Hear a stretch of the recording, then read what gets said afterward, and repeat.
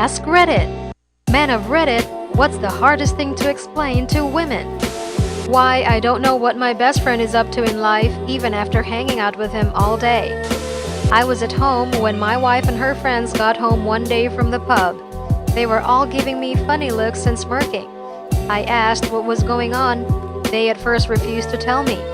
After a little while of prodding, one of them goes, "I heard all about your dick," and they all broke into laughter. I was a little taken by surprise but laughed and said something like, "Oh yeah, hopefully all good," and they laughed and that was the end of it. After they left, I was like, "What the hell did you tell them?" And my wife responded by saying how she told her friends about our vigorous romps and our honeymoon in Mexico, apparently in great detail. We were there for a week and probably had sex about 3 times a day. We were both pretty sore when we got home. We had an all-inclusive, so we ended up getting day drunk and got pretty physical with each other as you do on a honeymoon. She was like, "Whatever, you probably tell your friends all about us when it's just the boys." I don't know about you guys, but the extent of what I ever say is usually a raised eyebrow and something like, "Oh yeah, boy." I have never once described my wife's body to a single one of my friends. Nothing in detail about any of my sexual partners from before my wife, and it blew her mind. Apparently, girls talk in great detail about it. Guys usually don't. And they assume we do. And we assume they don't. I don't always want to be the one that initiates sex. It makes me feel like a creep. That we don't know every detail about everyone else in my life. When I mention I hung out with someone, my mom will ask what their wife does for a living, and can't understand that it didn't come up in conversation. That just because I'm quiet in your presence doesn't mean I'm upset. It just means I'm either tired, don't have anything to say, or I'm thinking about something. You can pop a boner without being aroused. You can get a boner even when you are nervous. Heck, sometimes I can't get a boner when I'm aroused, and sometimes I get one because I'm hungry. Sometimes I'll get a boner due to boredom, like my body just senses it and goes, "Here buddy, play with this." Boners are weird. A lot of us aren't great at picking up hints. When we say we don't care, we really don't care. Yes, we can have an opinion on something, but when we say we don't care, that means our opinion isn't strong enough to sway us either way on something. P at an angle. That just because I'm a guy doesn't mean I don't care. I've had women talk to me about guys losing their hair. He's a guy, so he doesn't care. I know a lot of guys who hate being bald or the fact that they are balding and their hair is thinning and hairline is receding. This idea that we don't care or don't care about our looks because we are a guy is ridiculous. Most of us don't get complimented, so if you do give us one, we'll remember it forever. That men can sit for hours talking and talk about nothing. Sometimes we could use a hug. I really want to see if we'll get along well enough to date, but I'm horrible at maintaining a conversation without being too safe or too out there. We appreciate women making the first move. That sometimes we need personal space and it has nothing to do with our opinion of you. Why we bottle our emotions up. We're still a human, so that's mean we have feelings too. So please take care when choosing your words when you're arguing with us.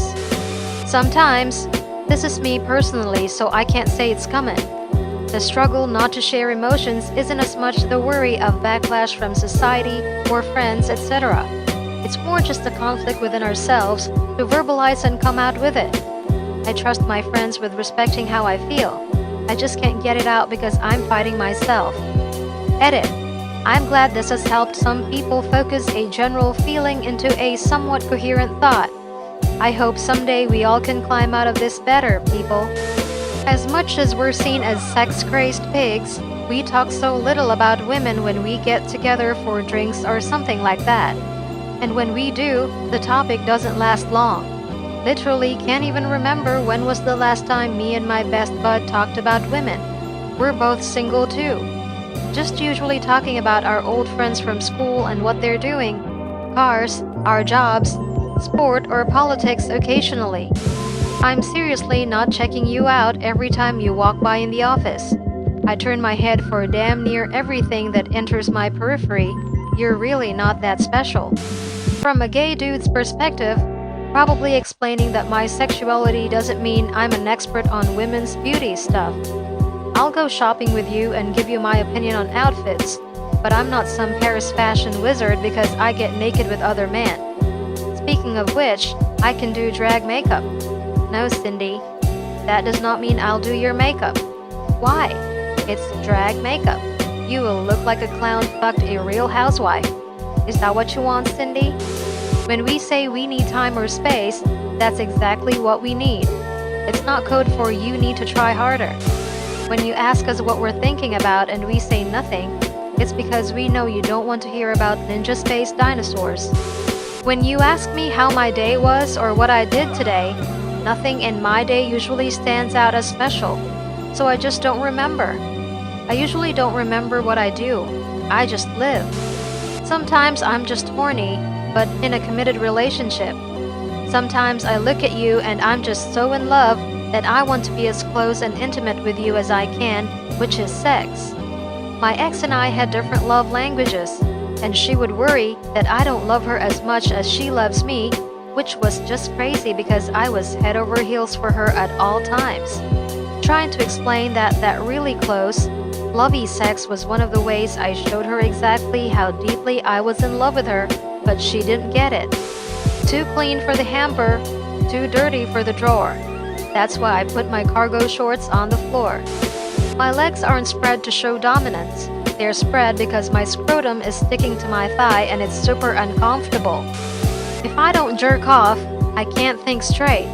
I'll end up doing something stupid like invade Poland, start a megachurch, or buy a timeshare. We'd love to be able to share what is really on our minds, sexual and non-sexual, and every topic and viewpoint under the sun. Except we're afraid of the relationship consequences. No, you do not have superpowers that give you the ability to read my mind. Hearing "you think" makes my skin crawl. Your hints are obvious to other women, not men. If it can be rationalized, it will. No, we're not getting jealous when you're dating someone to get our attention. We're thinking, good for her. I'm glad she found someone. We're not thinking that you're trying to get our attention by hanging out with us, even when you specifically asked to be alone with us. We're thinking, wow, I'm so glad to have a friend who wants to hang out with me. Words matter. They're effective and leave no room for misinterpretation. Just say you want to date us. Us guys are trained not to assume a girl is into us. If we do and we're wrong, we're socially crucified. At worst, it could result in legal action, depending on the extent it went to. It's too dangerous for us to assume, so please don't make us. We can hang out with other guys all day and not talk about anything personal or of substance. I think women tend to share more of this stuff with each other. What's going on in their relationships, career, etc. While guys tend to not share this kind of stuff with each other so often. We will every now and then, but a lot of time we tend to kind of keep things on the surface. I've just had so many of these kind of conversations. So how's Jeff doing? He's doing well. Is he still going out with Amanda? I actually don't know. Well, didn't you guys hang out all day? Yeah. What did you talk about? Nothing really, just kind of whatever. Isn't he your friend? One of my best friends. The fact that we can ride in a car with another man for 5 hours and not say a word drives my wife crazy. When you say, "Does this outfit look okay?"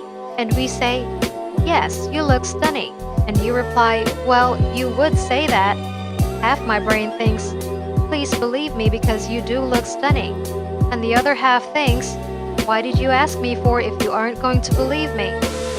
Oh, you made it to the end. Smash like and subscribe for more amazing content.